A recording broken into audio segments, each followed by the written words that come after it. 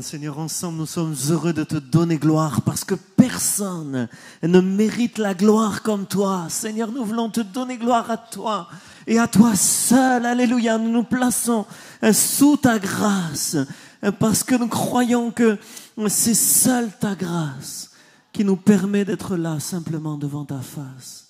Merci pour ta faveur imméritée. Seigneur, nous ne prétendons pas la mériter. Jamais. Mais nous vivons dans ta faveur. Et nous disons merci parce que tu nous l'offres, tu ne nous la reprends pas. Oh, alléluia, tu nous permets de vivre chaque jour sous la grâce. Alléluia, merci parce que c'est encore aujourd'hui le temps de la grâce pour tous. Amen. Amen, amen, amen. Alléluia. Bonsoir à tous, heureux d'être ensemble. Alors, qui est-ce qui était là hier soir? Montrez-moi. Voilà. Qui est-ce qui n'était pas là hier soir? Montrez-moi. Voilà, on peut leur dire bienvenue à ceux qui n'étaient pas là hier soir, qui nous rejoignent. Que le Seigneur vous bénisse abondamment. Alléluia. Heureux d'être avec vous. Mille merci à Philippe pour ta confiance, pour ce temps d'enseignement. Merci aux familles Carluère et Derrien qui m'ont reçu aujourd'hui et avec qui j'ai eu des échanges formidables. Et j'aimerais redire combien je suis fier des Bretons. Alléluia. Moi, je suis sur la côte d'Azur. Vous voyez, on est à la frontière de l'Italie. Là, on est un peu de l'autre côté. Vous voyez, je suis parti du sud-est pour arriver au nord-ouest. Donc, on est vraiment de l'autre côté. Mais j'étais venu il y a quelques années avec Fabio. Fabio, il est connu ici, hein, Fabio, hein, Morin. Hein. Fabio, il m'a amené à l'opérette.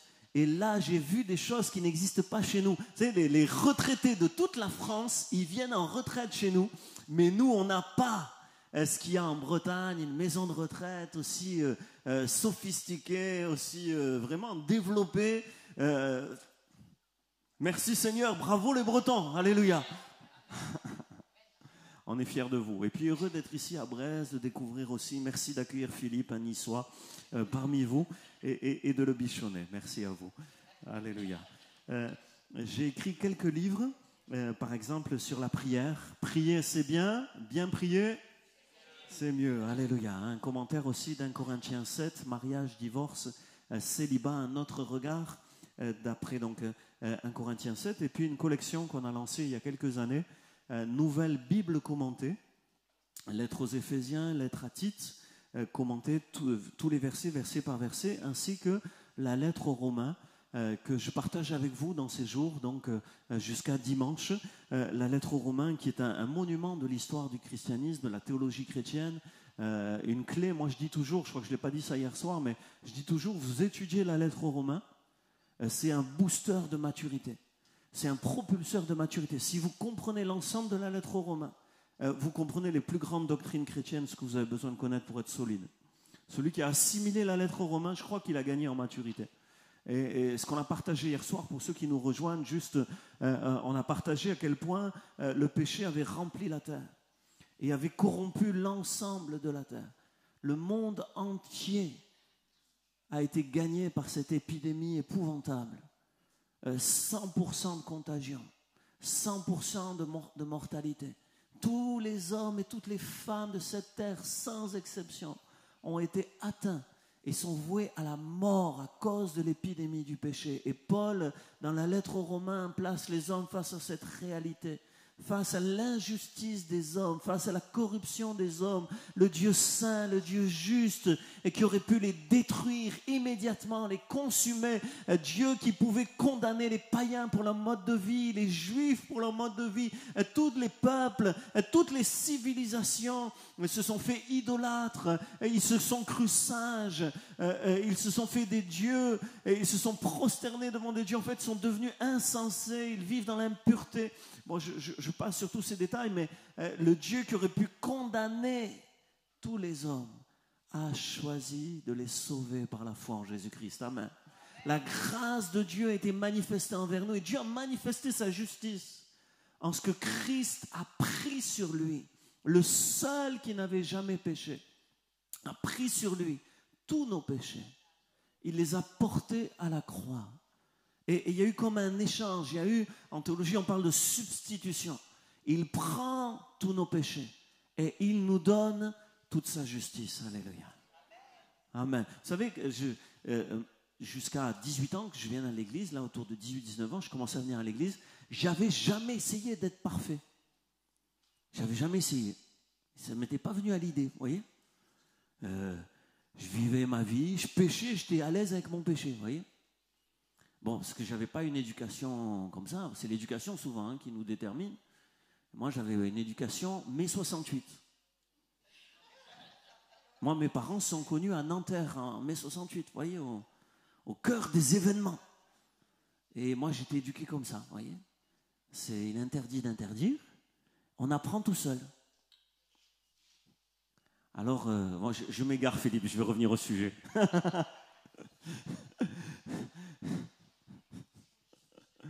Tu me déconcentres.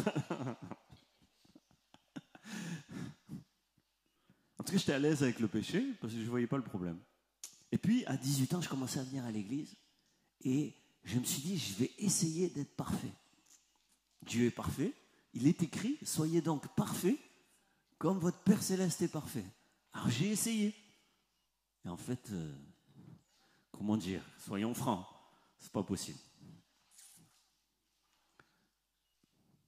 On est tellement tordu que non seulement on n'est pas digne, mais si on passe sa vie à chercher à être digne, on va passer sa vie à prendre des murs. Parce qu'on ne sera jamais à la hauteur de Dieu. Et la seule chose qui peut nous sauver, c'est la grâce de Dieu, alléluia. C'est que Dieu nous aime gratuitement, alléluia. Et que par la foi, nous recevons le cadeau du don gratuit de Dieu, alléluia. Et aujourd'hui, on va juste aller un peu plus loin, mais il faut que je revienne sur le fil de ce que je voulais dire. On va aller un peu plus loin qu'hier soir et juste dire ceci, le plan de la lettre aux Romains, magnifique. Dans les 5 premiers chapitres, on a vu la justification. Dieu nous déclare justes par la foi en Jésus-Christ. Aujourd'hui, nous allons voir la sanctification, chapitres 6, 7 et 8. Demain soir, nous verrons l'élection, la question de Israël et l'Église. Peut-être, je me disais pour demain soir, peut-être vous pourriez lire ces chapitres 9, 10 et 11 de la lettre aux Romains, si vous pensez être là demain soir. Vous voyez, vous pourriez les lire. Et puis peut-être, si vous avez des questions, vous pourrez... Peut-être, je me disais, voilà, ce soir on va faire autre chose, mais demain, je me disais, on peut avoir un temps d'échange, si vous avez envie, si Philippe l'autorise. Voilà, en tout cas, soit sur ce qu'on a déjà vu, soit sur ces chapitres qui concernent Israël et qui est une question d'actualité. Et puis, la dernière partie de la lettre aux Romains qu'on verra dimanche, c'est la vie pratique, la question de l'Église, de la société, du comportement du chrétien. Donc, ce soir, pour aller directement dans le sujet, nous allons voir les clés de la transformation. Là où le péché a abondé, la grâce de Dieu a surabondé. Alléluia. Mais le chapitre 6 de la lettre aux Romains, après avoir abordé cette surabondance de la grâce pour nous sauver, le chapitre 6 pose la question, que dirons-nous donc, verset 1, demeurerions-nous dans le péché afin que la grâce abonde? Puisque plus je pêche, plus Dieu me pardonne. Alors qu'est-ce que je vais faire? Je vais continuer à pécher pour que Dieu puisse me pardonner encore plus? Ah, vous avez compris, non. Paul il dit non, non, loin de là. Paul répond, verset 2, loin de là.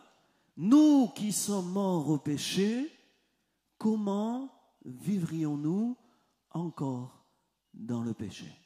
Et là, Paul nous transporte encore un peu plus loin. Gratuitement, on a reçu le pardon. Mais il dit, on est mort au péché. Et en réalité, il va développer cette pensée très simple. C'est que la grâce nous sort du péché. Alléluia.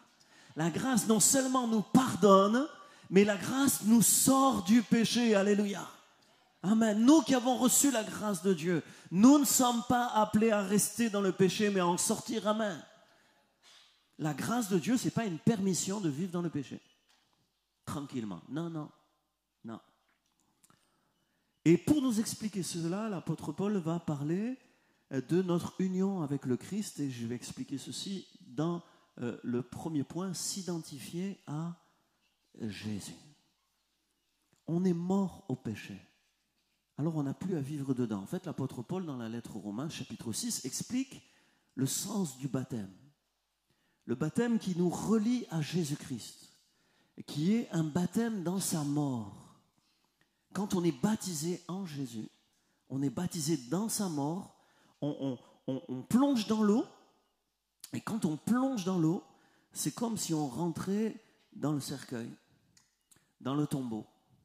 Le vieux moi, avec le mauvais caractère, j'allais dire de breton, mais ça je ne sais pas. Hein. En tout cas, moi j'avais une grand-mère bretonne, aïe aïe aïe, ça, à la tombe, au tombeau. Le vieux moi au tombeau. Dis à ton voisin, le vieux moi, tu le mets au tombeau. Hein? La vieille personne là, celle que tu étais avant là, au tombeau. Jésus l'a dit quand... Vous savez, le baptême c'est un symbole. On plonge dans l'eau. Mais c'est le symbole de ta mort. Le baptême c'est d'abord un symbole de mort. Le vieux moi, l'ancienne personne, elle doit être crucifiée avec Christ. Alléluia.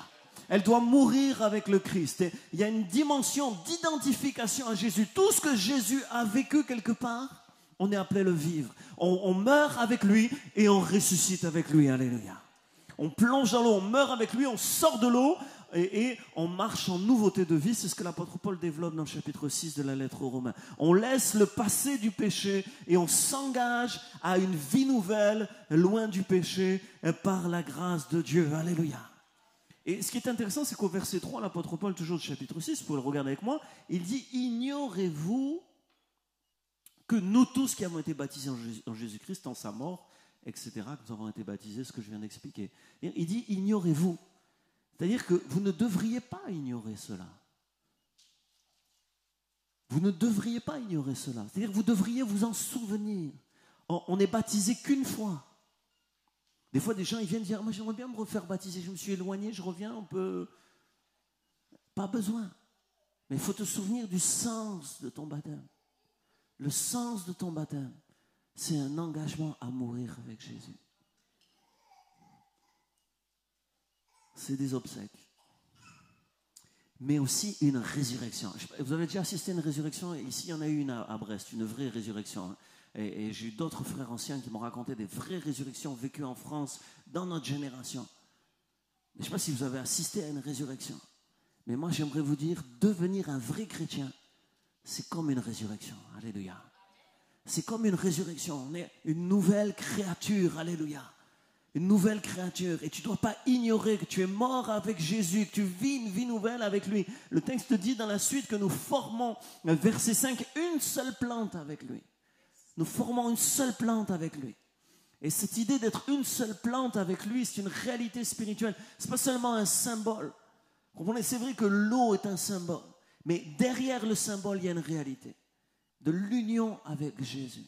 On s'identifie avec Jésus. C'est plus moi qui vis, dit l'apôtre Paul, c'est Christ qui vit en moi. Et cette union avec le Christ, c'est la clé de la sortie du péché. Est-ce que Jésus a péché? Tu es uni avec Jésus. Tu es une seule plante avec lui. Vous savez, dans la nature, alors je pense qu'ici vous avez ça aussi, dans la nature, moi dans le Var, des fois j'aime bien aller dans le Var, c'est le département à côté de là où je vis, c'est plus naturel, vous voyez, c'est encore le sud, mais c'est la nature. Et moi des fois j'aime bien dans la nature, on voit comme ça, il y a deux arbres qui se sont liés l'un à l'autre.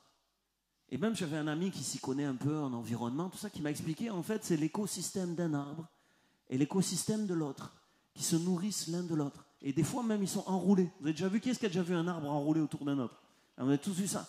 Et c'est vraiment ça l'image. Comme un arbre qui s'est entouré autour d'un autre. Voyez? Jésus et toi, vous faites qu'un. Alléluia. Amen. Amen. Ta vie dépend de lui. Amen. On fait qu'un. Dans la pensée du texte grec, pour une seule plante, en fait, c'est l'idée d'une union vitale. C'est naître avec, c'est grandir avec. Je grandis avec, je suis uni à lui, mais je grandis avec lui. Il grandit en moi, alléluia.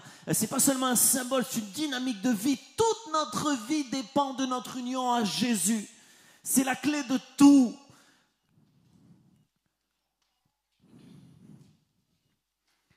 Dans cette union, l'apôtre Paul continue en expliquant que notre vieille nature est crucifiée. Tout ce qui donne corps au péché est réduit à l'impuissance. Face au péché, l'être humain est impuissant, il est plus fort que nous. Mais face à Jésus, le péché n'est plus rien, il est impuissant face à Jésus. Et c'est pour ça que la clé, c'est la vie de Jésus en nous. Vous savez, par exemple, la prière, moi j'aime bien, j'ai compris, depuis que j'ai compris l'importance de la prière, j'aime prier. Quand moi j'étais catholique, quand j'étais petit, on me disait il faut prier. Mais c'était nul en fait. Il fallait réciter un truc, il ne se passait rien. Je m'ennuyais en fait. On me disait il faut que tu le fasses, mais...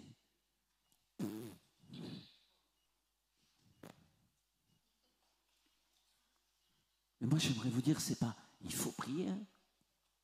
Non, c'est vital en fait. C'est pas il faut prier. C'est quand je prie pas. Moi, quand je priais pas vraiment, que j'avais pas de contact avec Jésus, je voulais dire, moi, j'étais un délinquant. Je fais que des bêtises en fait. Par moi-même, je fais que des bêtises. Est-ce que je suis le seul ou est-ce qu'il y a des gens qui savent ici, rassurez-moi, est-ce qu'il y a des gens qui savent ici que si Jésus se retirait de nous, on ferait que des bêtises? Est-ce qu'il y en a qui sont bien conscients de ça? On a besoin de lui. On a besoin de lui. Si c'est bien ce que je vous dis, ça vient de lui. Mais si je fais n'importe quoi, c'est juste moi. Oh.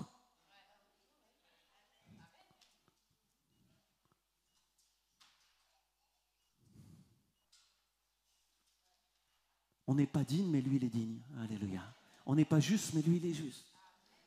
Quand il vit en nous, ça produit un amour de ce qui est juste. Des désirs nouveaux. Avec cette réalité que Paul souligne ici. Christ ressuscité ne meurt plus. Oh, il est ressuscité pour toujours. Alléluia.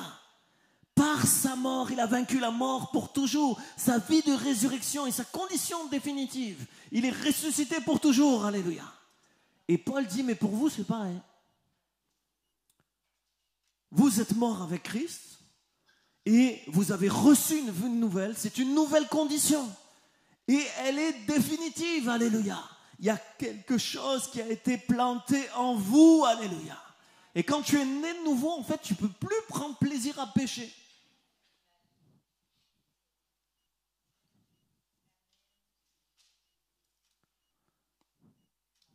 De toute façon, je m'en vais après, s'ils sont choqués. Bon, chez nous, c'est... Saint-Tropez, ça vous dit quelque chose, Saint-Tropez? Vous avez entendu ce genre de choses-là? Vous voyez ce qui se fait à Saint-Tropez? Nous, on a Juan-les-Pins. Juan-les-Pins, c'est le numéro 2 après Saint-Tropez sur la Côte d'Azur.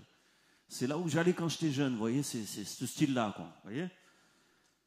Par exemple, j'étais jeune, il y avait la musique à fond, les filles qui bougent beaucoup, ça drague et on boit de l'alcool. J'aimais ça. Moi, j'aimais bien. Je fumais des joints, j'aimais bien. J'aimais bien fumer, c'était cool. Puis j'ai donné ma vie à Jésus. J'ai compris que j'étais un pécheur. Il est venu vivre en moi. Et puis après, j'ai été voir un peu en boîte de nuit. Et j'ai dit, en fait, c'est nul. En fait, c'est nul. Ça casse les oreilles, ça pue. Parce que ça pue, à l'époque, on a le droit de fumer dans les boîtes. Bon, ça pue la cigarette. C'est vulgaire. Alors, peut-être pendant 5 minutes, il se reprend là, comment dire, un effet de séduction. Et puis, pendant 5 minutes, waouh, on se laisse un peu bercer par les illusions de ce monde. Mais après, on sort. Et on dit, mais c'est pas possible, qu'est-ce que j'ai fait? C'est pas possible. Je ne peux plus vivre comme avant. En fait, je suis trop malheureux comme avant. C'est terrible. Un jour, il y a une femme dans mon église qui est venue me voir, qui m'a dit, mais c'est terrible. Avant, je faisais des bêtises, je m'éclatais. Maintenant, je suis malheureuse quand je fais des bêtises. Eh bien, je dis, c'est très bon signe, ça. Ça, c'est qu'il se passe quelque chose d'en haut dans ta vie. C'est que le ciel est rentré dans ta vie. Alléluia. Quand tu fais des bêtises, tu ne te sens pas bien. Alléluia. Ça, c'est très bon signe. C'est qu'il y a quelque chose de Jésus qui a été planté en toi. Amen. Je vais vous faire juste des exemples comme ça pour vous faire comprendre c'est quoi. Qu'est-ce qui se passe? On ne devient pas parfait, on ne devient pas imperméable au péché, on n'est pas à l'abri de toute séduction et de toute tentation. Mais en nous, il y a quelque chose qui a changé. On ne peut plus y prendre plaisir durablement. On peut prendre plaisir 5 minutes, mais après, c'est tellement amer, ça nous fait tellement mal le péché, on le regrette tellement qu'on dit « Oh là là, non, faut pas que je recommence, Seigneur, aide-moi, je veux pas, je suis trop mal quand je pêche. » Qu'est-ce qui dit que c'est vrai ça? Bon, je vois qu'il y a des gens qui sont avec moi, merci Seigneur, j'essaie d'expliquer comme je peux. J'aimerais dire qu'on peut succomber, mais on sait que le bonheur est en Christ et on n'a plus le même plaisir à pécher. Écoutez bien, on ne se prive pas du péché, on l'évite parce qu'on sait qu'il nous fait mal. Ça, c'est un des grosses... Alors, peut-être pas à Brest, mais je tente l'affaire s'il y en a un ou deux jeunes. Il y a des jeunes là, il y a des jeunes? Il y a des jeunes. Chez nous, les jeunes, ils croient que Dieu les prive. En fait, c'est comme Adam et Ève dans le jardin d'Éden. Est-ce que Dieu a vraiment dit qu'on ne peut pas manger de tous les arbres? Dieu, il te prive et avec moi, tu pourras faire tout ce que tu veux. Ça, c'est la voie du diable, mon ami. Ça, c'est la voie du diable, ça. Parce qu'écoutez bien, c'est très simple, mais c'est très important de comprendre ça. Dieu ne te prive pas, Dieu te protège. Ah, si nos ancêtres étaient restés au jardin d'Éden, quelle aurait été belle la vie. Dieu voulait les protéger. Le diable leur a fait croire que Dieu les privait. Quel malheur. Quel malheur. Vous savez qu'Adam et Ève, ils ont un fils qui a tué le deuxième fils. La liberté qu'ils ont pris là, de faire le contraire de ce que Dieu leur disait. Ça aboutit, vous avez déjà pensé dernièrement, je pensais à ça. Moi qui ai des enfants, je me dis, imagine, il y en a un qui tue l'autre. Mais c'est pas un truc de fou ça. Parce que déjà perdre un enfant, c'est terrible. Mais tuer par le deuxième, moi je sais pas comment ils ont survécu à ça. Ça c'est l'humanité ça. C'est l'humanité qui dit, Dieu me prive, on va faire ce qu'on veut. Mais ça coûte cher, hein? Ça coûte cher, hein? Donc je reviens. Des fois je m'égare un peu. Mais je reviens. Dieu ne te prive pas, Dieu te protège. Amen. Dis à ton voisin, Dieu ne te prive pas, Dieu te protège. En fait, Dieu ne t'interdit rien de bien. Il n'y a rien de bien que Dieu t'interdit. Dieu ne s'amuse pas à nous interdire des trucs qui sont bons pour nous. Si un truc qui est bon, Dieu ne te prive pas. Tout ce qui est bon, c'est pour toi. Dieu veut ton bonheur. Alléluia. Mais ce qu'il t'interdit, c'est ce qui est mauvais. Oui, moi j'ai eu des enfants. J'ai eu des enfants. Oui. Je comprends ça maintenant. Tout ce qui est bon pour eux, moi je veux qu'ils le fassent. Papa, on peut aller jouer au foot. Oui, on va jouer au foot, pas de problème. Amen, un peu de sport, beaucoup de sport même pour les garçons. Sinon ils sont inépuisables les garçons. Petits, il faut qu'ils courent. Quand, tiens, toi t'es armé. Quand ils ont eu l'âge qu'ils m'ont demandé ça, là j'ai dit non, pas tout de suite. D'abord tu vas grandir, tu vas apprendre à t'en servir et à être sage. Parce que ça, je savais qu'il peut y avoir du bon et du mauvais là-dedans. C'était pas pour les priver. C'était pour les protéger. Parce que je les aime. On est d'accord. Bon, c'était juste un exemple pour que vous compreniez. Dieu ne nous prive pas.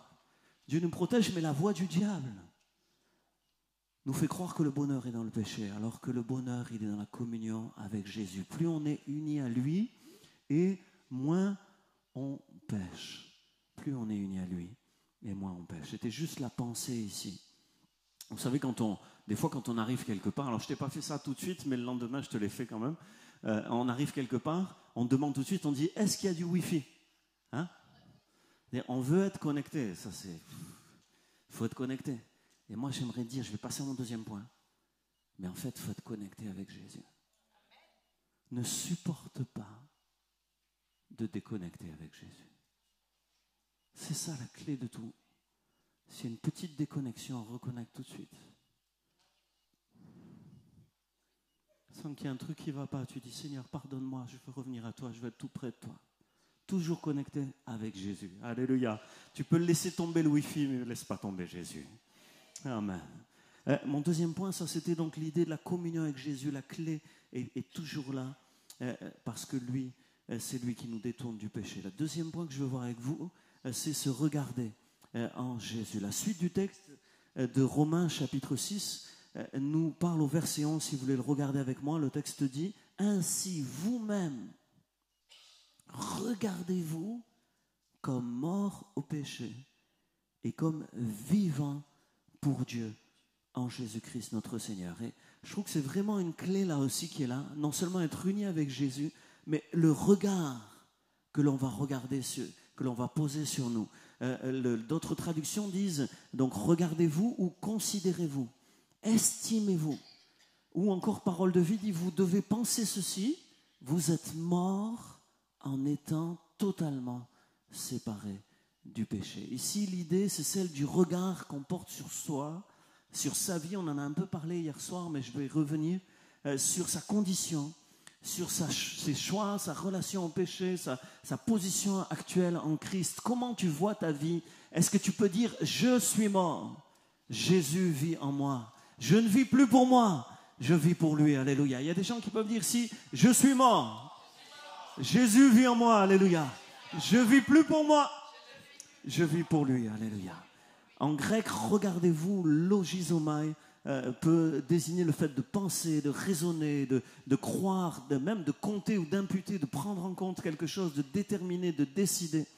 L'idée, c'est d'intégrer une vérité spirituelle à sa manière de penser, la prendre en compte. Il faut, peut-être en langage français courant d'aujourd'hui, c'est « mets-toi bien ça dans la tête, mon petit ».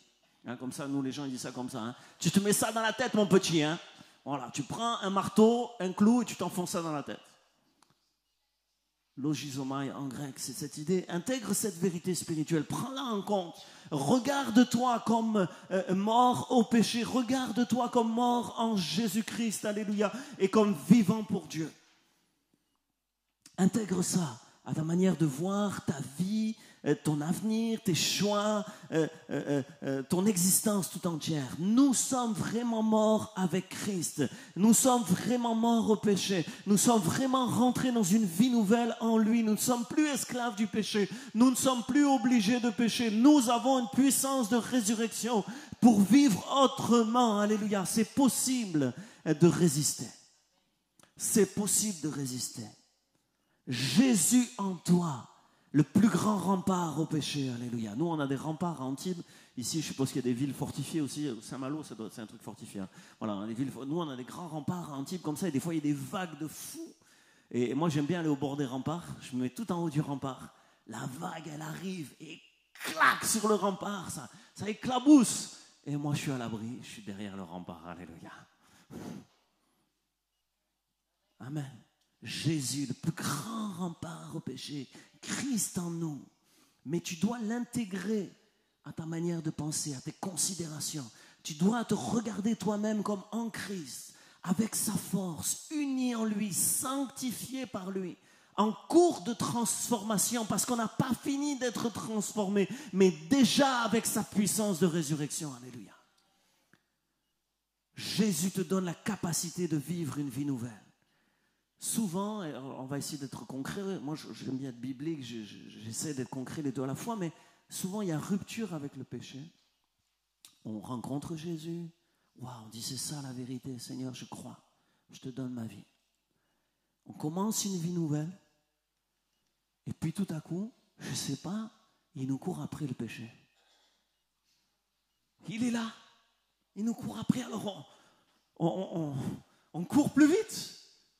Et on s'arrête, on est essoufflé, il est encore là, comme notre ombre. Où elle est, elle est là. Elle ne veut pas me lâcher. Le péché, c'est comme notre ombre. Il nous court après. Il ne veut pas nous lâcher. Il utilise nos vieux travers, nos vieilles habitudes, nos vieux réflexes, nos vieux complexes, nos vieilles conceptions. Il tape à la porte. Philippe. Et nous, on croit qu'on est obligé d'ouvrir. Ah. Mais non, en fait. on n'est pas obligé d'ouvrir. Laisse-le taper à la porte. Laisse-le taper à la porte. En Jésus-Christ, la porte peut rester fermée. Je me souviens d'un entretien que j'ai eu avec un jeune homme qui m'a beaucoup frappé. Un jeune homme qui sortait de la drogue, qui a changé de vie. C'était extraordinaire. Sa maman se réjouissait. On était tellement heureux de son changement de vie. Et puis tout à coup, sa vie passée a commencé à revenir. J'ai eu un entretien avec lui. On était ensemble avec le pasteur Patrick Salafranc. Et je me souviens qu'il l'a regardé dans les yeux. Et qu'il lui a dit, tu peux dire non au péché. Et ce garçon-là a été comme humilié par ce retour en arrière. Il a baissé les yeux. Et il lui a dit, j'y arrive pas. C'est plus fort que moi. Et je me souviens comme de ce combat, c'est spirituel. Patrick lui a dit, regarde-moi bien dans les yeux, regarde-moi bien et crois à la vérité. Tu peux dire non au péché. Écoute bien, tes échecs du passé, ne seront pas forcément des échecs dans l'avenir. Tout n'est pas encore joué. C'est pas fini. C'est pas fini. Même si tu as raté jusqu'à maintenant, tu peux gagner avec Jésus. Alléluia. Même si tu as été un loser toute ta vie, tu peux devenir un vainqueur parce que celui qui vit en toi, c'est le grand vainqueur. Alléluia. Je me souviens d'un truc qui m'a vraiment beaucoup frappé. Une jeune femme s'est convertie dans notre église et elle a commencé à marcher avec le Seigneur. Et c'est fou comment le diable, des fois, vraiment, il est fort, le diable. Vraiment, il ne faut pas le négliger parce qu'il est vraiment fort. Heureusement que le Seigneur, il est plus fort. Mais le diable, il est fort quand même. Hein. Et puis, elle avait vraiment changé de vie. Peut-être même, je vous donne un détail qui montre à quel point c'était... en fait, l'homme avec qui elle vivait, qu'elle l'aimait, il est mort devant elle. C'était le champion de France de natation. Je vous assure que c'est vrai, il était champion de France de natation. Et il a été nager à la mer. Il est revenu sur la plage, là, devant tout le monde, devant son nez, il est mort. À son enterrement, elle a crié, elle a dit, je ne veux plus vivre, je veux mourir avec lui. On l'a accompagnée. On l'a aidée. Elle a donné sa vie à Jésus. Jésus l'a visité, c'était au-delà de nous. Nous, c'était plus fort qu'un accompagnement. Mais surnaturellement, le Seigneur l'a visitée. Elle a donné sa vie à Jésus. Elle a commencé à remonter, à se renourrir pendant des semaines et des semaines. Elle ne mangeait plus du tout, elle a maigri, il y avait la mort sur elle. Et elle a retrouvé la vie, elle est ressuscitée, elle a commencé une nouvelle vie. Elle a commencé à être resplendissante, elle a créé une entreprise, elle a témoigné à Antibes, voilà un bon témoin de Jésus. Et puis, un jeune homme, un beau jeune homme, il est arrivé. Elle n'a rien demandé, mais il lui a tourné autour. Ah, qu'est-ce qu'il faut que je fasse? Alors il lui a tourné autour. Il a fait des belles déclarations. Alors elle y a cru. Elle a commencé une relation avec lui. Et puis finalement, après quelques mois, il lui a dit, non, je ne pense pas que ce soit ça. Et je me souviens de ce jour où je suis avec elle. Et elle me dit, mais ma mère, elle a tout raté dans sa vie. Ma mère, mon père, là, ils se sont séparés, puis elle a eu un autre, ils sont encore séparés. Maintenant, elle est vieille, elle est seule, elle veut finir comme ma mère.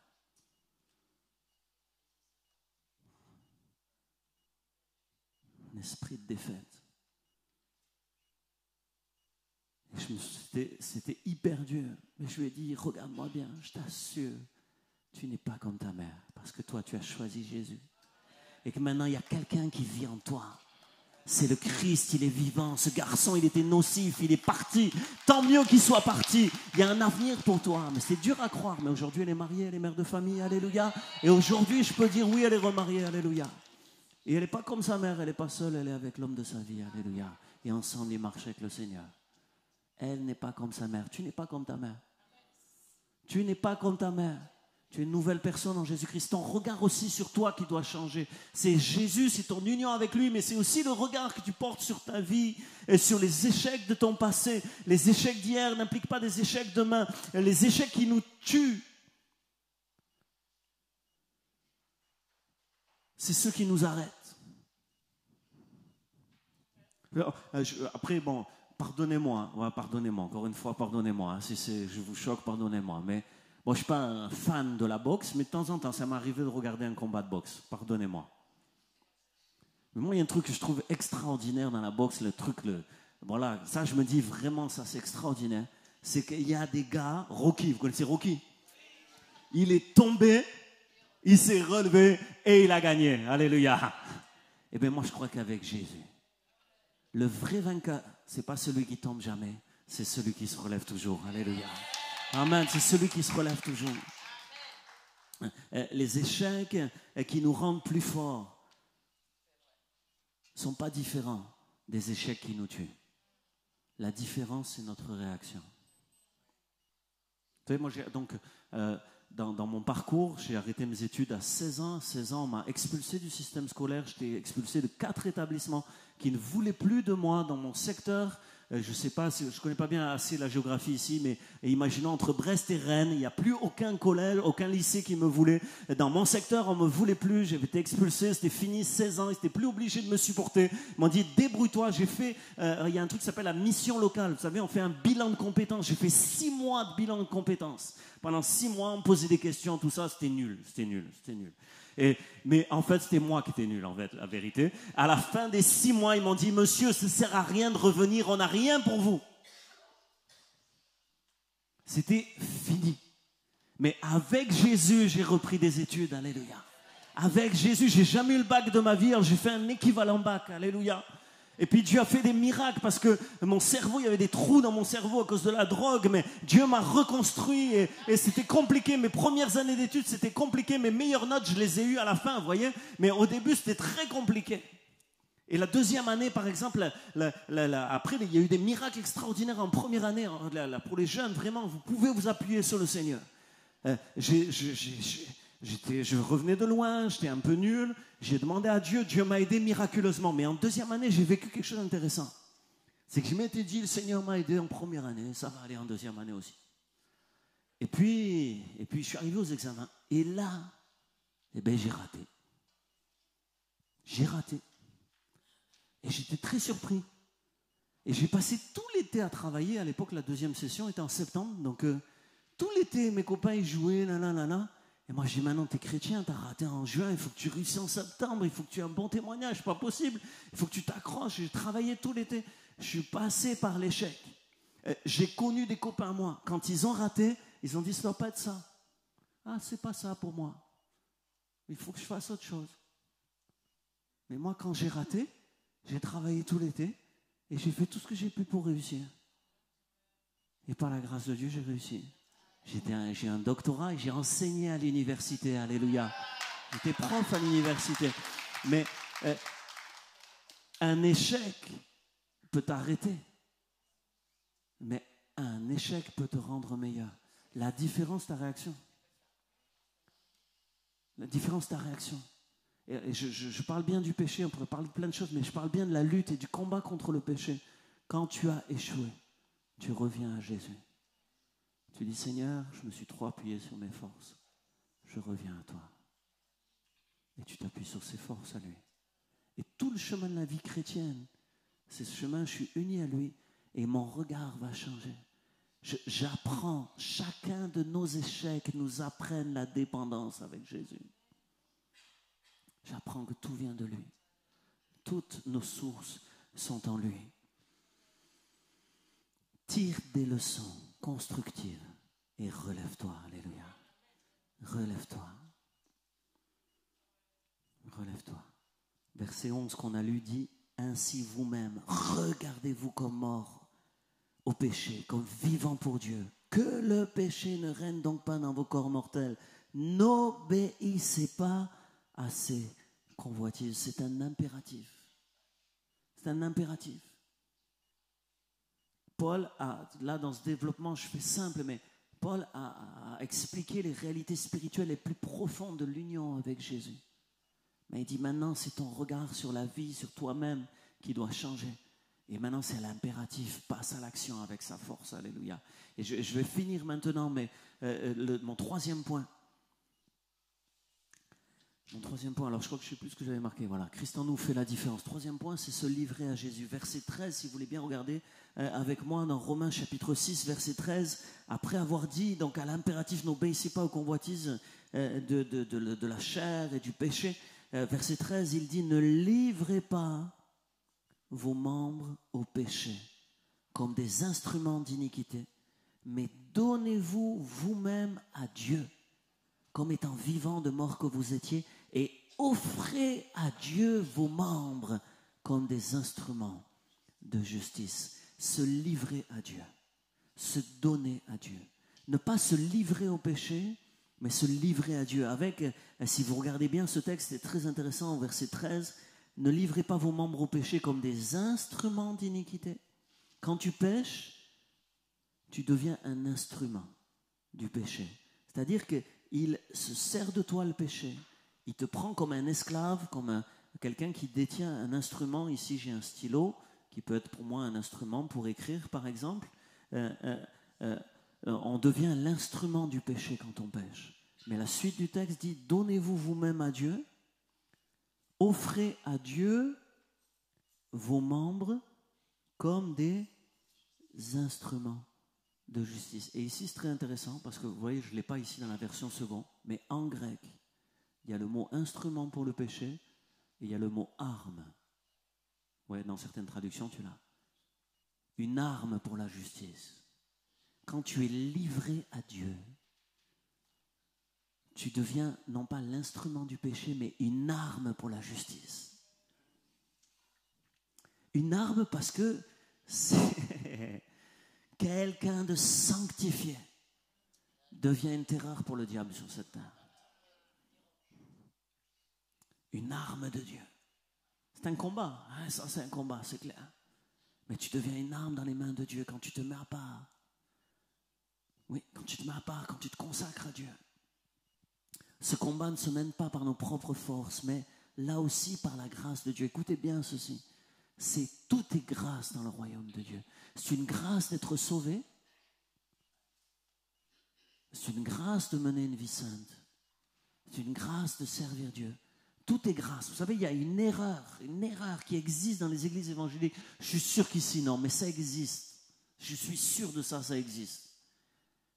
On croit que c'est par la grâce de Dieu qu'on est sauvé, mais maintenant il va falloir se débrouiller. Écoutez bien ce que je vais vous dire. Dieu ne fait pas de nous des irresponsables. On a notre responsabilité, oui. Mais exercer sa responsabilité, ce n'est pas se débrouiller sans Dieu. On a toujours besoin de lui, alléluia. Et l'enjeu, c'est de se livrer à lui, de livrer sa vie à Dieu. Tant que tu es tiède, tant que tu es partagé, tant que tu es donné à moitié, quelque part, tu laisses une faille au diable dans ta vie. Mais quand tu te livres, quand tu te donnes entièrement, alors Dieu prend toute ta vie, alléluia, et il vit pleinement en toi, il n'y a plus de faille. Parce que c'est le Seigneur, ta protection. Dans la suite du texte, le texte parle de la liberté que nous avons en Jésus-Christ, dans le règne de Jésus, en le faisant régner en nous, en s'offrant à lui. La liberté, c'est pas faire ce qu'on veut. Faire ce qu'on veut, c'est devenir l'esclave du péché, mais la liberté, c'est de se livrer à Jésus pour lui obéir. Ça, c'est vraiment... Je comprends bien que quand je le dis, ça paraît beau dans l'église, mais dites ça dans la rue. La liberté, c'est pas de faire ce qu'on veut, mais c'est de se livrer à Jésus pour lui obéir. Dites ça dans la rue. Dites ça aux Français, là. Dites ça au bac philo, là. Mais c'est ce que Paul nous explique. La vraie liberté, c'est pas tu fais ce que tu veux. Là, c'est l'esclavage. La vraie liberté, c'est de se donner totalement à lui. Et c'est une grâce. C'est une grâce d'être totalement à lui. Vous savez, moi, il y a une chose qui me touche, enfin, plein de choses qui me touchent dans la vie, mais ça m'a touché dans ma vie. J'ai eu l'occasion de discuter avec des employés de maison, des femmes de ménage.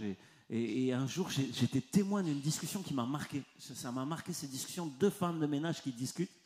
Et il y en a une qui dit, moi, ma patronne, elle a une belle voiture. Et l'autre, elle lui dit, moi, ma patronne, elle habite au Cap d'Antibes, là où c'est le plus cher de France au mètre carré.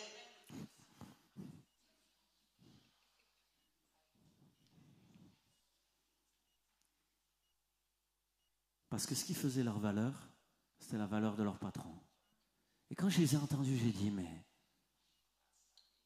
en fait, moi, je suis qu'un petit serviteur. Mais mon patron, c'est le plus grand. Et c'est ça qui fait notre valeur. C'est la valeur de notre patron. Alléluia. Celui à qui on s'est livré. Quand je regarde à moi, je me dis, mais qu'est-ce que je suis nul. Mais quand je regarde à lui, je dis, qu'est-ce qu'il est beau. Oh, il est le plus beau, il est le plus fort. Alléluia. Et en fait, quand tu es livré entre ses mains, c'est la grâce la plus extraordinaire qui peut arriver à un être humain sur terre. Servir le Dieu tout-puissant, parfait, sans défaut, qui a créé l'univers. Être utile pour lui, c'est le sens même de l'existence. Rien de plus beau. Alors des fois je m'emballe, mais je reviens. Ce qui est important, c'est de lui obéir. Verset 16 dit, on est esclave de celui à qui on obéit. Verset 17, obéir de cœur à la doctrine. Et c'est ainsi qu'on est libéré du péché. Je pense que ce qui est important, c'est de ne pas fixer notre attention sur le péché, mais de fixer notre attention sur Jésus. Plus le souci de notre vie, c'est d'être près de lui, plus il prend de place dans notre vie, plus notre force est décuplée dans le combat contre le péché. Je vais vers la fin de ce message, mais j'ai encore quelques perles à vous donner. Vous avez encore un peu de force pour 2-3 perles? Qui est-ce qui est encore là avec moi là? Juste, je ne veux pas être long, mais écoutez bien ceci. Il me semblait que dans ce développement, chapitres 6, 7 et 8, le plus important, c'était de comprendre ce que je viens de vous partager. Identifier avec Jésus, au point même de changer de regard sur soi-même et sur sa vie, sur son existence, jusqu'à se livrer totalement à Jésus et devenir une arme pour la justice dans notre génération. La suite, et je vais vous l'expliquer rapidement, c'est des perles extraordinaires. Après avoir expliqué ça, Paul qui ne vit pas, comment dire, Paul il ne vit pas dans une autre planète en fait. Il vit sur la terre. Et au chapitre 7, il montre le combat contre le péché, qui finit toujours par la défaite pour l'être humain livré à ses propres forces. Je ne sais pas si vous le savez, puis vous le découvrirez dans le commentaire si ça vous intéresse, mais les théologiens ne sont pas d'accord entre eux sur le sens de 1 Corinthiens 7, de Romains 7, excusez-moi, sur le sens de Romains 7, ils ne sont pas d'accord entre eux. Certains, une bonne partie, considèrent que Romains 7, c'est l'incapacité, même du chrétien, à lutter contre le péché et sa défaite. Et puis d'autres considèrent que Romains 7, c'est l'homme qui est face à la loi, uniquement face à la loi et livré à ses propres forces, qui est incapable, mais heureusement, et moi je pense que c'est quand même plus dans le sens du texte, heureusement, l'Épître aux Romains n'a pas que 7 chapitres, il y a un chapitre 8, alléluia. Le chapitre 7 dit par exemple, il est connu cette expression, je ne fais pas le bien que je voudrais, je fais le mal que je ne voudrais pas. J'ai la volonté de faire le bien, mais je n'en ai pas la capacité. En fait, le mot-clé du chapitre 7 de la lettre aux Romains, si vous le lisez, et vous pourrez, même en français ça ressort, mais en grec ça ressort encore plus, c'est ego émi, c'est-à-dire c'est moi je. Dans tout le chapitre 7, Paul il dit moi je. Alors on se traduit dans notre traduction, c'est je. Moi ou je. Moi je. Eh bien moi je, il se plante. Moi je, il fait l'expérience qu'il n'y arrive pas. Moi je, il fait l'expérience qu'il n'est pas suffisant. Et je pense que c'est le sens profond. La loi, écoutez bien, la loi qui ne pouvait pas nous justifier, la loi ne peut pas non plus nous sanctifier. C'est pas parce qu'on te dit il faut faire ci, il faut faire ça, que tu deviens capable de le faire. La loi, elle te dit ce qui est bien, mais ne te donne pas la capacité de l'accomplir. La seule puissance qui te rend capable de faire ce que Dieu veut, c'est la puissance du Saint-Esprit. C'est pour ça qu'après Romains 7, il y a Romains 8. Et Romains 8, vous lirez le chapitre 8 de la lettre aux Romains, c'est le Saint-Esprit. Il y a l'Esprit tout le temps. Tout le temps. Alors rapidement, je vous le montre. Dans Romains 8, le texte, par exemple, le chapitre 8 commence, il n'y a plus de condamnation pour ceux qui sont en Jésus-Christ, car la loi de l'Esprit de vie en Jésus-Christ m'a affranchi de la loi du péché et de la mort. Alléluia. La loi de l'esprit de vie, c'est-à-dire qu'il y a une logique de vie, d'esprit de vie, d'action du Saint-Esprit qui nous libère de la loi du péché et de la mort. Ce qui était impossible aux hommes, Dieu l'a rendu possible. Je crois que c'est marqué chez vous. Hein. Rien n'est impossible à Dieu. Alléluia. Et Dieu a rendu possible par le Saint-Esprit tout ce que l'être humain naturel ne pouvait pas faire. Tout ce que par tes efforts tu ne peux pas accomplir. Tout ce que la loi elle-même ne peut pas accomplir. Le Saint-Esprit peut l'accomplir dans notre vie. Et je l'ai dit, la grande clé, la première avant tout, c'est l'union avec Jésus. Et la deuxième, mais qui est identique à la première en vérité, c'est d'être uni au Saint-Esprit. Jésus marche toujours avec le Saint-Esprit. Et cette communion du Saint-Esprit, la clé, la dynamique de la vie chrétienne. Dans le chapitre 8, l'apôtre Paul parle des affections de l'esprit. Les affections de l'esprit. Si tu t'affectionnes, chose de la chair, tu mourras. Mais si tu as les affections de l'esprit, alors tu vivras. Les affections de l'esprit. Ouais, le Saint-Esprit, il met en nous des affections, des goûts pour certaines choses, des aspirations. Amen. Vous êtes ce soir, vous êtes venu écouter la parole de Dieu, vous avez suivi les affections de l'esprit. Alléluia. L'apôtre Paul parle aussi de l'identité et de la relation que nous avons avec le Père dans l'esprit. L'esprit témoigne à notre esprit que nous sommes enfants de Dieu. L'Esprit crie en nous, Abba, Père, Papa. Il nous fait avoir, c'est une relation, c'est des affections, c'est une identité, c'est une relation avec Dieu comme un Père. L'Esprit, c'est aussi des prémices dans la souffrance. Nous soupirons, mais nous faisons la prière de l'Esprit.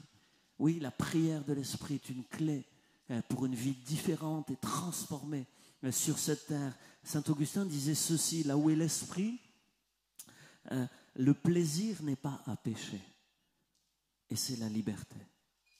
Là où l'esprit n'est pas, le plaisir est à pécher, et c'est l'esclavage. C'est l'action intérieure de l'esprit qui enlève le goût du péché, qui nous attache à ce qui plaît à Dieu. On n'est pas sans tentation et sans faiblesse, mais le Saint-Esprit de l'intérieur, travaille en nous, nous rend tristes quand on a péché et nous donne la paix quand on fait ce qui est bien.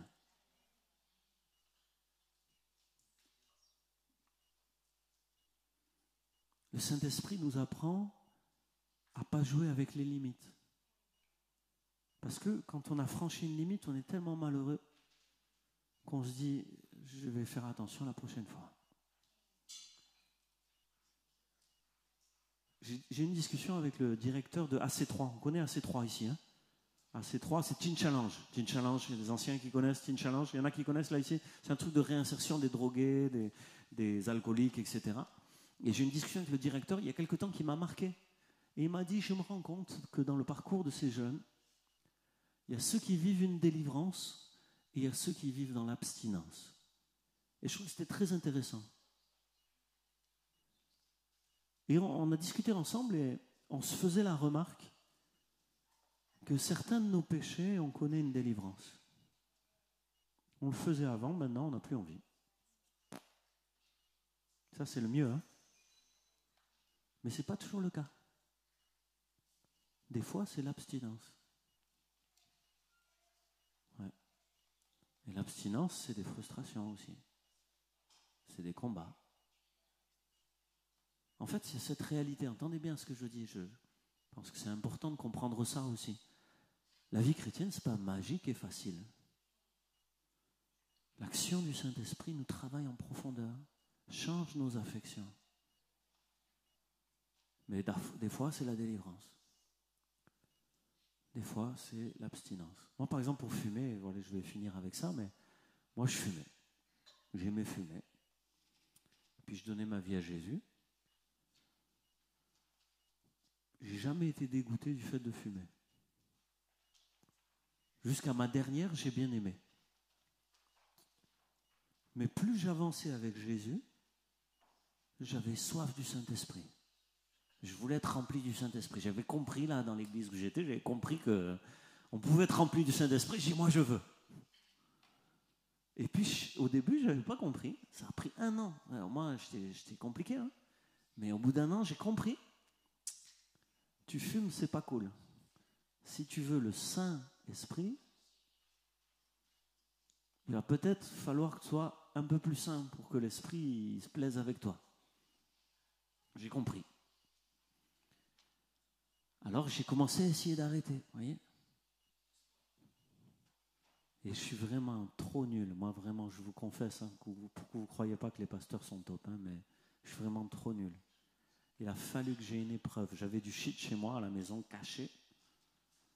Et tant que je ne souffrais pas, je le gardais au cas où. J'étais allé en Hollande pour le chercher. Et pour les fumeurs, c'est un sacrilège que de s'en débarrasser. Et puis j'ai une épreuve. J'ai une épreuve où je voulais tellement que Dieu fasse quelque chose que j'ai dit à Dieu, je le jette et tu m'exauces. Ah, je suis trop nul. J'ai honte de moi, je suis trop nul. Mais je crois qu'on est souvent comme ça, nous les êtres humains. On a nos petits plaisirs, nos petites affections.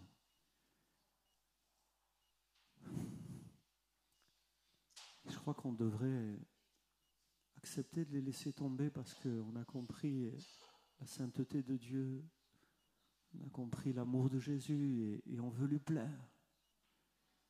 Mais malheureusement, on est compliqués, nous les êtres humains. Compliqué.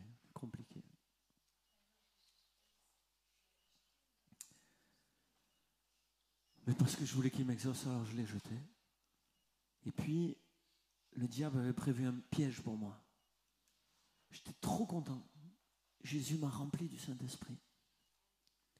Et je commençais à témoigner de Jésus à tout le monde. Et j'ai retrouvé une fille de mon école. Il y a une fille de mon école. Quand on était ados, on était tout le temps ensemble. Et là, je l'ai rencontrée un soir. Je lui parle de Jésus. Et elle me dit, ah ouais. Et je lui dis, viens avec moi. Et elle me dit, je viendrai avec toi si toi, tu viens avec moi. J'ai des potes, des amis, là, on s'éclate, on fait des bonnes soirées. Et je lui dis oui, je viens avec toi et toi tu viens avec moi. Elle me dit, mardi prochain, je l'avais invité le mardi soir, et elle me dit, mardi prochain, on va avec mes amis, et le mardi d'après, on ira à ton église. Le mardi, j'ai séché la réunion, j'ai été avec des gars, on est monté dans une voiture, on a été à un endroit à la montagne, il y avait des étoiles, la mer, c'était beau, ils ont commencé à fumer des joints, ils m'ont dit, t'en veux? Je dis non. T'en veux? Non. 11h, minuit, t'en veux?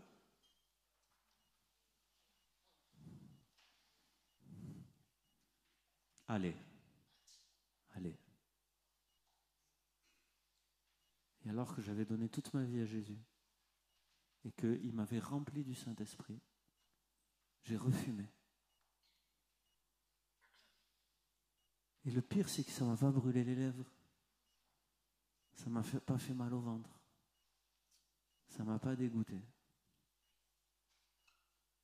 J'étais bien avec eux. Et quand ils m'ont ramené, là, c'était amer dans mes entrailles. Là, je me dis, qu'est-ce que j'ai fait? Pourquoi j'ai fait ça? Pourquoi je suis si fragile? Pourquoi? Et j'ai compris ce que j'essaie de vous partager ici. Parce que vivre dans l'esprit, c'est aussi faire attention. Il y a des limites avec lesquelles on ne veut pas jouer, on ne doit pas jouer. Il y a des faiblesses que l'on connaît et dont on se protège. Cette fille, elle n'est jamais venue à l'église. Ça fait une trentaine d'années, je ne l'ai jamais revue de ma vie. Le diable me l'a juste amené là pour me refaire chuter. Mais ce qui est formidable avec Dieu, c'est que c'était la dernière fois de ma vie que j'ai fumé. J'ai jamais refumé, j'ai compris. Et j'ai plus joué avec les soirées, avec les copains. Au début de la soirée, tu as des bonnes dispositions, mais à la fin, tu fais n'importe quoi. J'ai tiré une leçon. Et j'ai jamais plus fumé. J'aimerais qu'on ferme nos yeux. Peut-être les musiciens vont revenir, on va chanter. Mais ce soir, j'avais à cœur de faire quelque chose de spécial. Demain, on aura un échange, discussion. J'espère que je ne vous ai pas fatigué. Et que c'était quand même bien dans la lettre aux Romains, bien clair. Et je pense qu'il y a des clés spirituelles. Et juste maintenant, alors qu'on est ensemble dans la présence de Dieu, que les musiciens viennent s'ils sont là et qu'on va chanter ensemble, j'aimerais faire un appel pour quelqu'un qui qui disent, Seigneur, je comprends qu'il y a peut-être une clé pour moi ce soir. J'ai besoin d'être plus près de toi. En fait, j'apprends à dépendre de toi. J'apprends à dépendre de toi. J'apprends à faire qu'une seule plante avec toi. Je suis en train de m'enrouler autour de toi. Et tu es en train de t'enrouler autour de moi pour qu'on ne fasse plus qu'un. J'ai pris la décision, mais j'ai besoin de plus de ton esprit pour vivre pleinement la communion avec toi. J'ai besoin peut-être de changer de regard sur ma vie, d'arrêter cette mentalité de perdant, de loser, mais de me regarder différemment parce que j'ai le grand vainqueur qui vit en moi. Besoin de me livrer à toi, Seigneur. Me livrer, me donner totalement. Me livrer totalement, me laisser transformer par le Saint-Esprit. Et ce soir, j'avais à cœur, alors qu'on est ensemble dans la prière, qu'on a tous les yeux fermés, j'avais à cœur qu'on puisse prier ensemble. On va essayer de ne pas être long, mais j'aimerais qu'on puisse prier ensemble. Et qu'on dise ensemble, Seigneur, prends plus de place dans ma vie. Seigneur, il y a trop de moi. Il y a trop de chair. Il n'y a pas assez d'esprit. C'est à l'origine de tous mes échecs. C'est à l'origine de toutes mes défaites. Trop de moi, trop de chair. Pas assez d'esprit. Mais ce soir, je te demande pardon, Seigneur. Je te demande pardon. Parce que la grâce me pousse à la repentance. Et la grâce m'assure de ton pardon. C'est avec confiance que de tout mon cœur, je te dis pardon. Par moi-même, je fais tellement d'erreurs, Seigneur. Je suis tellement pas à la hauteur, tellement limité, tellement incapable. Mais Seigneur, je veux arrêter de regarder à moi. Je veux regarder à toi. Je veux plus de toi, plus de ton Saint-Esprit. Seigneur, je ne vis plus pour moi-même, je vis pour toi. Et alors qu'on est tous dans la prière, quelqu'un veut dire, Seigneur, je m'identifie à toi. Je veux me regarder différemment, je veux me livrer à toi. J'aimerais que puisse lever la main, qu'on puisse prier ensemble. Dire, Seigneur, je m'identifie à toi. Je m'unis à toi. Remplis-moi du Saint-Esprit. Plus de ton Saint-Esprit. Plus de ton Saint-Esprit, Seigneur. Remplis-moi. Je veux être un vase. Un vase qui retient l'eau. Cette pensée pour quelqu'un, c'est comme si ta vie jusqu'à ce jour avait été comme une citerne crevassée. Le Seigneur est passé par ta vie. Le Seigneur, il est passé là et tu as vécu des choses avec lui, mais c'est comme si tu ne retenais pas. C'est comme si ça passait, mais ça coulait. Et c'est comme s'il y avait un trou, une faille dans ta vie. Et ce soir, le Seigneur veut refermer cette faille. Le Seigneur veut guérir ton âme. Le Seigneur veut prendre la place qui lui revient. Le Dieu de grâce veut habiter pleinement en toi. Il veut que tu puisses retenir cette puissance du Saint-Esprit dans ta vie. Que tu puisses être rempli et déborder. Alléluia. Oh, le Seigneur veut te remplir et te faire déborder ton Saint-Esprit. Moins de chair, plus d'esprit. Au nom de Jésus, moins de chair et plus d'esprit. Amen, amen. J'aimerais qu'on se lève tous ensemble. Et ceux qui veulent dire, Seigneur, nous voulons plus de ton esprit, peut-être, voilà, si vous voulez, on peut prendre un temps pour prier ensemble. On va chanter. Ça va être simple, rapide, mais peut-être on va prendre le temps de prier ensemble. Seigneur, plus de ton Saint-Esprit. J'ai vraiment été touché par vos musiciens qui se sont conduits dans une dimension du Saint-Esprit. Et je crois que c'était de Dieu. Et Dieu voulait te dire, la clé, elle est là, dans la communion du Saint-Esprit. Laisse tomber tes écrans. Laisse tomber tes loisirs. Laisse tomber tes courses et ta maison. Mais apprends à vivre en communion avec le Saint-Esprit. Quand tu sauras vivre en communion avec le Saint-Esprit, tout sera différent. tout viendra de là. Tout viendra de là. Fais-en une priorité dans les prochains jours. Fais une priorité de vivre en communion avec le Saint-Esprit, de te laisser conduire et remplir par lui. Il n'y a pas de priorité plus grande dans cette vie sur terre que de savoir vivre par l'Esprit. C'est le Saint-Esprit qui m'a permis de réussir mes études.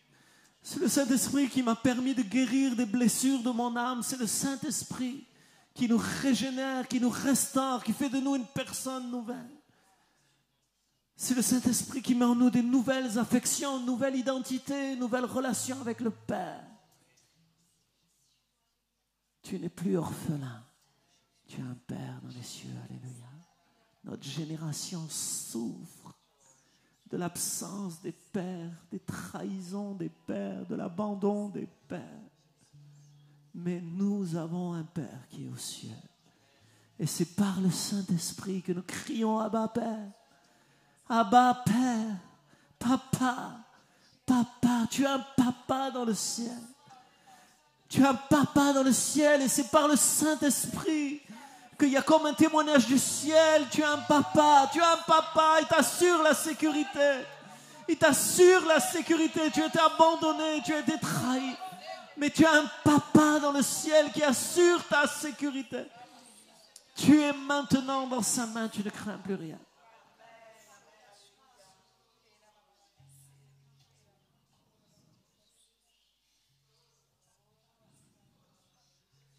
Je ressens quelqu'un, c'est comme un mystère pour toi.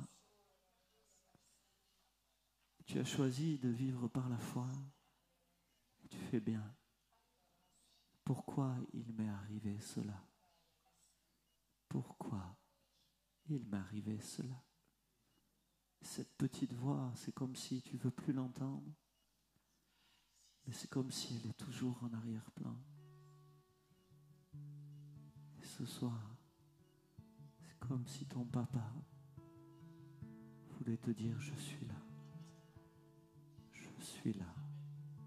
Ne crains pas. Tu es à moi. Ne crains pas. Je vais changer le mal en bien. Je vais guérir tes plaies. Je vais guérir tes plaies. Je ne sais pas, j'ai à cœur de dire ceci, je vais finir avec ça, mais Jésus est passé par la croix. Son propre fils a été meurtri. Mais c'est dans ces meurtrissures que nous avons la guérison. Ces meurtrissures sont source de guérison. Et je ne sais pas pourquoi, mais on n'est pas du tout Jésus. Et on ne prendra pas sa place. De toute façon, c'est lui qui a tout accompli.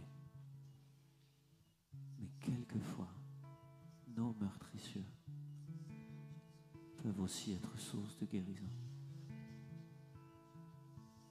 Quelquefois, je me dis, mais c'est fou. Mais c'est fou. Ce qui m'a blessé le plus dans la vie, les trahisons que j'ai subies, l'abandon, le suicide de ma mère alors que j'avais 1 an. C'est comme si ces meurtrissures devenaient des armes pour servir le Dieu auquel je me suis livré. Devenaient des armes, oui, des moyens d'apporter la guérison aux autres. Et je pense à toi, c'est très personnel. Il y a un pourquoi.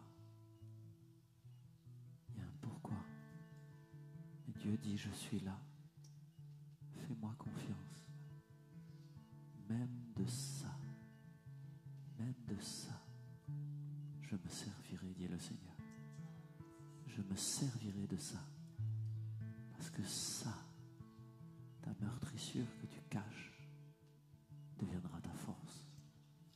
Si tu me le donnes, si tu me le livres, dit le Seigneur. Tout livré à Jésus. J'aimerais qu'on puisse lever tous nos mains ici dans ce lieu. Tous ceux qui veulent avec moi et qui disent, Seigneur, je te livre tout. Je te donne tout. J'abandonne tout au Saint-Esprit. J'abandonne tout au Saint-Esprit. J'abandonne tout au Saint-Esprit. Et c'est dans cette position d'abandon que se trouve la guérison. que se trouve la sanctification, la victoire sur le mal. Tout abandonné dans les mains du Seigneur. Amen.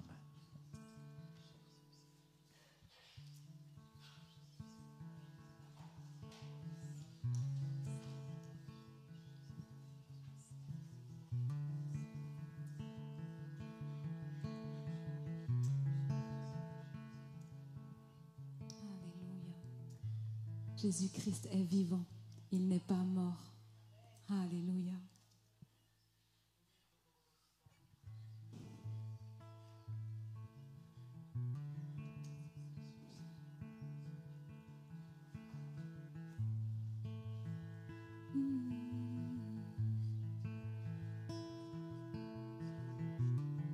Seigneur, de chanter ce chant, Seigneur, de tout notre cœur. Pour certains, Seigneur, ce sera peut-être avec une voix forte et puissante. Et pour d'autres, ce sera peut-être un simple soupir, mon Dieu. Mais je sais que toi, tu connais nos cœurs, ô Éternel. Et nous te donnons tout, Seigneur.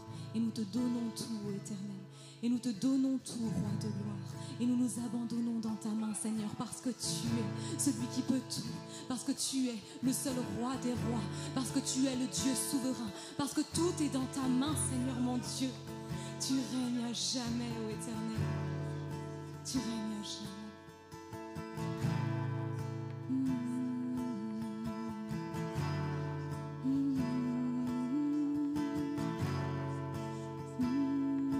Je te donne. Je te donne mon cœur. Il ne m'appartient plus.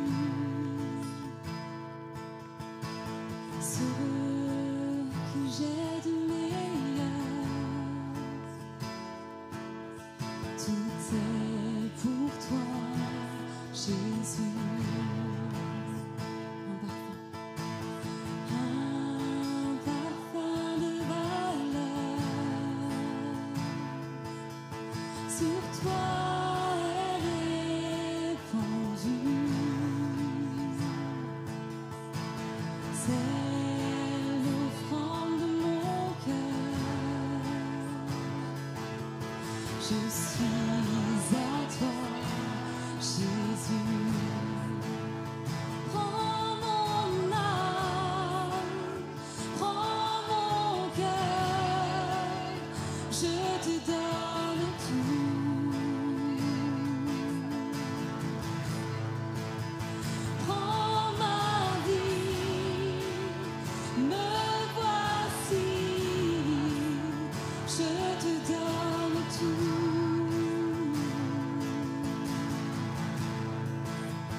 Mon cœur est à toi, tout à toi. Je te donne, je te donne mon cœur.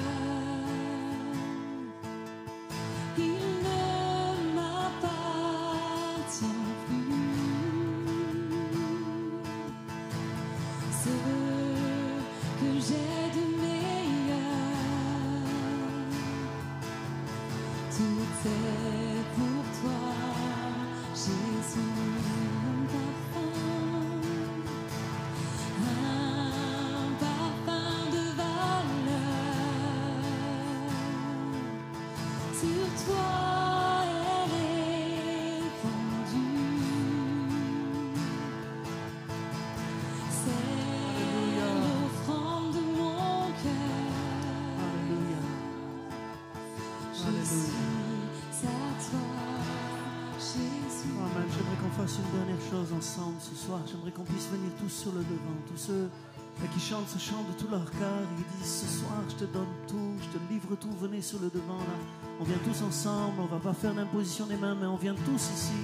Et on va chanter avec les musiciens, avec notre sœur. On va chanter de tout notre cœur. Voilà, venez bien sur le côté, sur le devant. Tout le monde ici. On lève nos bras, on ouvre nos cœurs et on dit Seigneur, je te donne tout. Alléluia. Et on finit ce moment en disant Seigneur, je réponds à ton invitation. Je livre plus mes membres au péché. mais je les livre à la justice, je les livre à toi, Seigneur, comme des armes pour défendre la justice maintenant. Ton peuple ici à Brest, elle devient des soldats de la justice, alléluia, au nom de Jésus, par la grâce de Dieu, non en vertu de nos mérites, mais en vertu de qui tu es, et de ta vie en nous, et de ton Saint-Esprit. Tous ensemble, chantons ensemble. Je te donne mon cœur. Je te donne mon cœur. Il ne m'appartient plus. Ce que j'ai de meilleur, tout est pour toi, Jésus. Un parfum de valeur sur toi est répandu. C'est l'offrande de mon cœur. Je suis à toi, Jésus. Prends mon âme, prends mon cœur. Je te donne tout. Oh, prends ma vie, prends ma vie. Me voici, je te donne tout. Prends mon âme, Seigneur. Prends mon âme, prends mon cœur. Je te donne tout.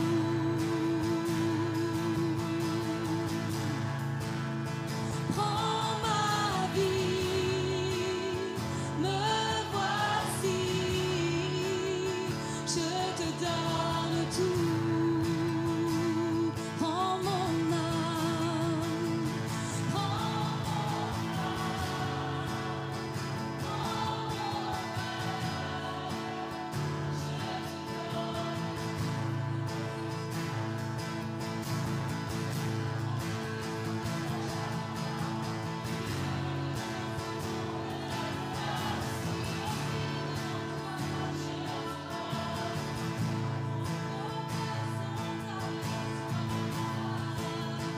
nos cœurs sont à toi,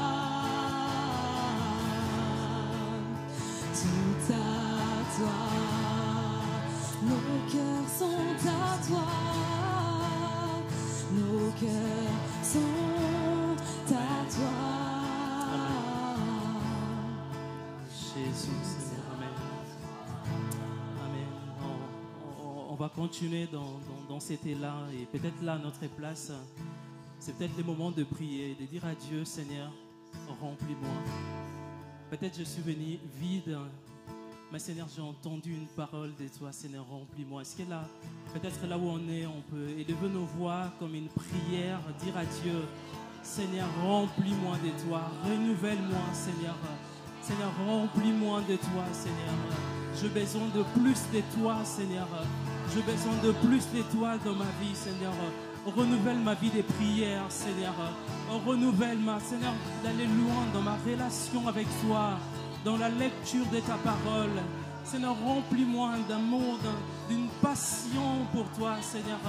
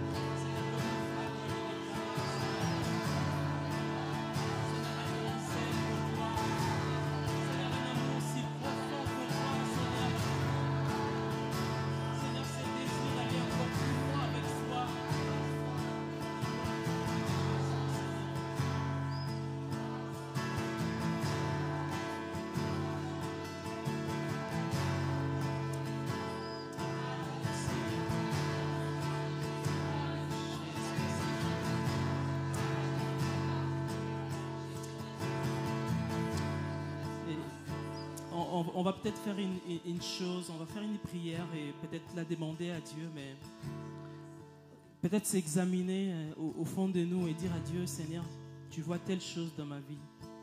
Seigneur, je ne veux plus revenir sur ces choses. Seigneur, aide-moi à ne plus revenir sur ces choses. Et Seigneur, je vais m'appuyer sur toi. Seigneur, pour dire non à ces choses qui essaient de revenir. Peut-être comme une prière, dire à Dieu, mais Seigneur, je veux plus. Seigneur, donne-moi la force de pouvoir résister, de pouvoir dire non.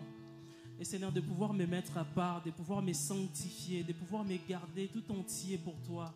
Et Seigneur, de pouvoir garder mon cœur tout entier à toi. Seigneur, qu'il n'y ait que toi dans mon cœur. Et comme une prière ensemble, et que là aussi on puisse vraiment élever nos voix pour prier dans cette direction, Seigneur.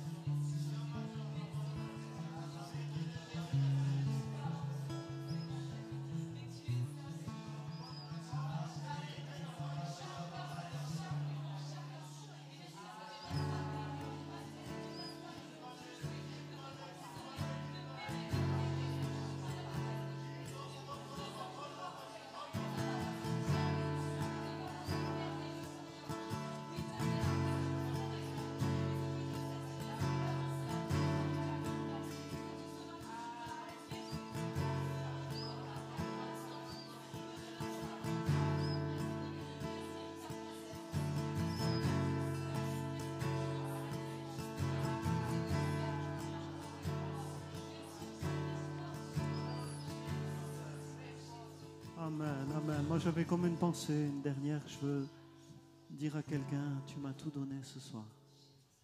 Et le Seigneur te dit, je te donne tout. Toi qui m'as tout donné, je te donne tout. J'ai tout accompli. Toute ma justice, toute ma sainteté, toute ma faveur, toute ma grâce. Tout est pour toi, mon enfant. Toi qui as tout donné, tout est pour toi, te dit le Seigneur. Tu étais pauvre et dans ta misère, tu t'es donné entièrement à moi. Et le Seigneur te dit, je suis riche et je te donne toute ma richesse. Amen. Amen. Amen. Comment on s'est fait du bien. On n'aimerait pas que ça s'arrête. Amen. Et bon, moi, je crois de tout mon cœur que quelqu'un a été renouvelé dans son amour pour Dieu. Et vraiment, en sortant, en rentrant à la maison, peut-être continuer dans cette atmosphère de prière et dire à Dieu, Seigneur, je veux me consacrer, je veux me donner plus à toi. Amen. Est-ce qu'il y a quelqu'un qui s'est fait du bien quand même ce soir? Je ne sais pas pour vous, mais moi, je me suis fait du bien. Amen.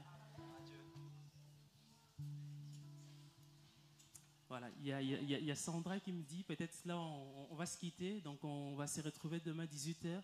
Mais vraiment, si vous sentez, vous avez envie de vous prendre vraiment dans les bras, bénir quelqu'un, un frère, une sœur, vraiment un câlin et le remplir d'amour et peut-être lui dire des paroles d'encouragement que voilà, ce soir, on s'est fait du bien et vraiment qu'on puisse se bénir les uns et les autres. Amen. Bon retour à chacun et on se retrouve demain 18h.